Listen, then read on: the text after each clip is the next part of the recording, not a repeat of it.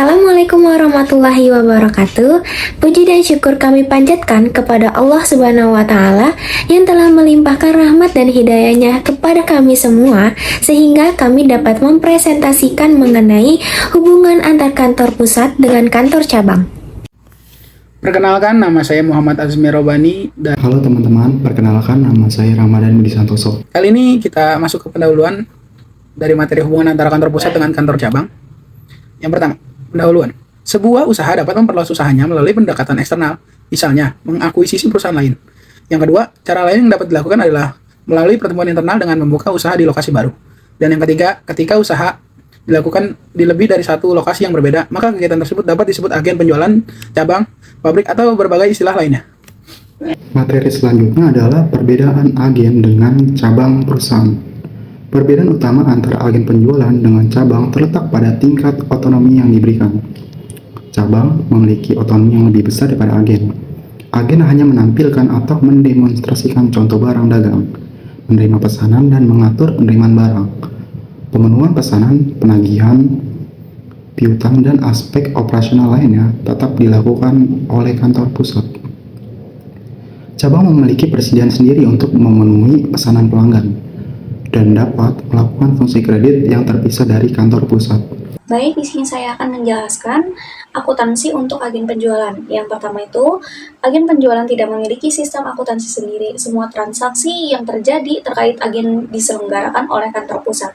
Yang kedua, untuk beberapa transaksi ayat jurnal yang dibuat kantor pusat berdasarkan pada dokumen sumber yang dihasilkan oleh agen. Yang ketiga, kantor pusat memiliki catatan tentang aktiva, pendapatan, dan beban dari tiap agen secara terpisah sebagai alat pengendalian dan evaluasi kinerja tiap agen. Akuntansi untuk operasi cabang. Umumnya, cabang memiliki sistem akuntansi yang terpisah dari kantor pusat. Cabang dapat bertransaksi dari pihak eksternal maupun internal dan mencatatnya dalam sistem akuntansi cabang.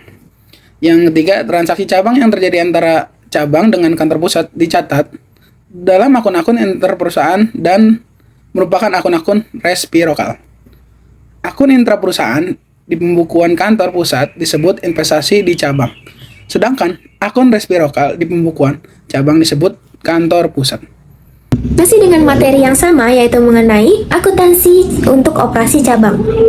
Saldo akun investasi di cabang menunjukkan investasi kantor pusat di suatu cabang melalui kontribusi kas dan transfer aset ke cabang.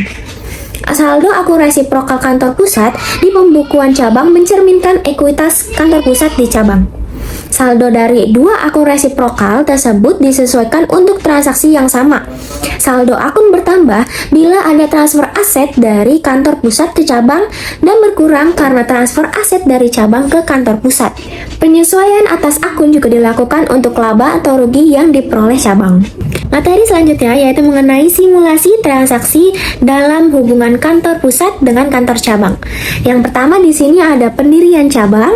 Umpam pusat mendirikan cabang di Serang dengan mentransfer kas $20.000, peralatan kantor $5.000, dan peralatan toko $30.000. Di sini ada dua jurnal. Yang pertama di sini adalah kantor pusat.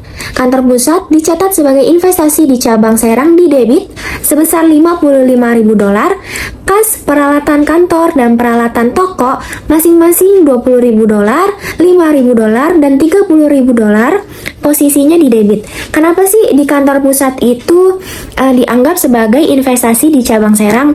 Karena istilahnya Unpam Pusat ini mendirikan suatu cabang di Serang. Jadi Unpam Pusat ini berinvestasi nih kepada cabang-cabang, salah satunya di cabang Serang. Nah, makanya di kantor pusat itu dicatat sebagai investasi di cabang Serang, bertambah di debit. Otomatis di kantor pusat itu kas peralatan kantor dan peralatan toko itu dikredit karena kantor pusat yang mengeluarkan biaya-biaya tersebut. Yang kedua yaitu ada di kantor cabang. Pencatatannya, kas peralatan kantor dan peralatan toko masing-masing di debit sebesar $20.000, $5.000, dan $30.000. Dan kantor pusat dikredit yaitu sebesar $55.000. Kenapa sih Kok di kantor cabang kreditnya ditulis kantor pusat? Karena kantor pusat yang mengeluarkan biaya, jadi otomatis dicatat sebagai kantor pusat. Dan bertambah nih kas peralatan kantor dan peralatan toko dari si pusat ini ke cabang, jadi otomatis bertambah.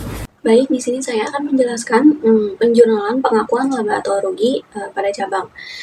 Nah, saldo akun ikhtisar laba rugi dari cabang Serang mempunyai saldo kredit 63.000 pada akhir periode. Nah, di kantor cabang ini, di kantor pusat ini kita jurnal di bagian debit investasi di cabang Serang 63.000, lalu di kredit laba cabang Serang 63.000. Nah, di jurnal kantor cabang itu ikhtisar laba rugi 63.000, lalu kreditnya kantor pusat 63.000. Dan materi selanjutnya yaitu mengenai pengiriman barang dagangan ke cabang, ditagih sebesar harga perolehan. Di sini transaksinya yaitu Unpam Pusat mengirim barang dagangan ke cabang dengan harga perolehan sebesar $8.000 ditambah $100 sebagai ongkos angkut. Di sini juga ada dua jurnal. Yang pertama itu ada kantor pusat. Dicatat sebagai investasi di cabang Serang di debit $8.100, persediaan dan kas masing-masing di debit sebesar $8.000 dan $100.000. Kenapa disebut lagi investasi cabang? Karena Unpam Pusat juga mengirim barang nih untuk dagangannya. Makanya Unpam Pusat berinvestasi lagi ke cabang Serang. Dan berkuranglah persediaan dan kasnya di kantor pusat.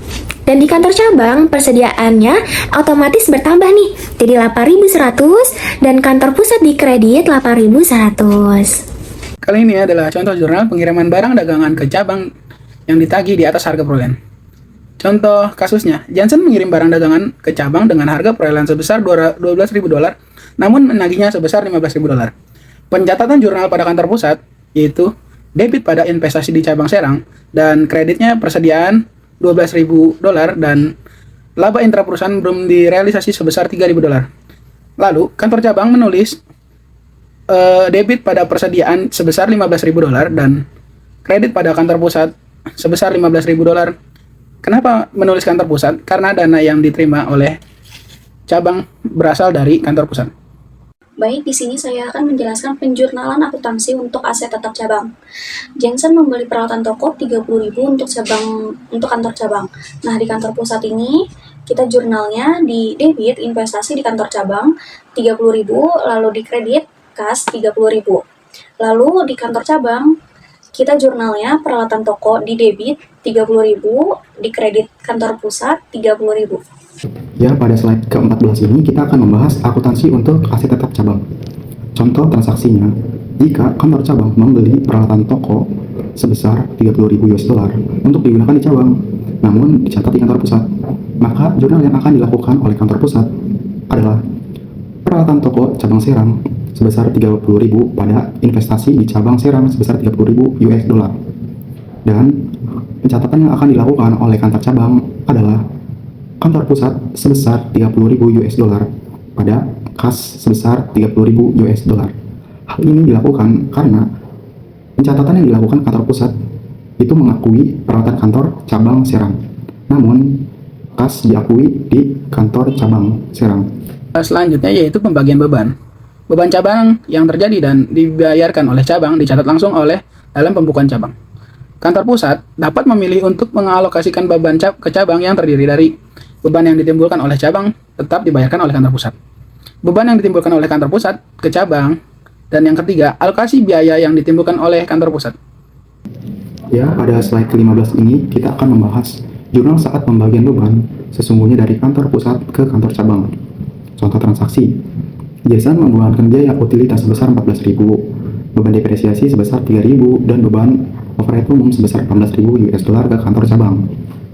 Maka, jurnal yang akan dilakukan oleh kantor pusat adalah investasi di kantor cabang sebesar $35.000 pada beban utilitas sebesar $14.000, beban depresiasi sebesar $3.000, dan beban overhead umum sebesar $14.000. Dan kantor cabang akan menjurnalnya sebagai beban utilitas sebesar $14.000, beban depresiasi sebesar $3.000, dan beban overhead umum sebesar $18.000 pada kantor pusat sebesar $35.000. Hal ini tuh dilakukan karena pada saat pembelian aset tetap, kantor pusat mencatatnya sebagai aset sedangkan itu digunakan oleh kantor cabang. Nah, beban yang digunakan ini kan harus dibebankan di kantor cabang. Maka jurnalnya seperti ini. Dan yang terakhir yaitu mengenai transaksi antar cabang. Cabang Serang mentransfer kas $5.000 dan persediaan $10.000 ke cabang Victor. Jadi Unpam Pusat ini tidak hanya mendirikan cabang ke Serang, tapi mendirikan cabang ke Victor juga. Nah, di sini ada 3 transaksi atau 3 jurnal. Yang pertama yaitu kantor cabang Victor. Kas dan persediaan bertambah di debit masing-masing sebesar $5.000 dan $10.000. Dan kantor pusat berkurang sebesar $15.000. Kenapa sih kok dicatatnya sebagai kantor pusat padahal cabang Serang yang mentransfer? Karena setiap transaksi antar cabang itu istilahnya harus diatasnamakan oleh kantor pusat. Makanya di sini kantor cabang Victor dan kantor cabang Serang itu tetap diatasnamakan oleh kantor pusat. Dan di sini yang kedua yaitu kantor cabang Serang. Kantor pusatnya di debit sebesar $15.000. Kas dan persediaannya berkurang sebesar $5.000 dan $10.000. Dan yang terakhir yaitu kantor pusat dicatat sebagai investasi di cabang Victor di debit sebesar $15.000 dan di kredit investasi di cabang Serang sebesar $15.000. Sekian pembahasan dari kelompok kami. Kurang lebihnya mohon maaf. Wassalamualaikum warahmatullahi wabarakatuh. See you next video.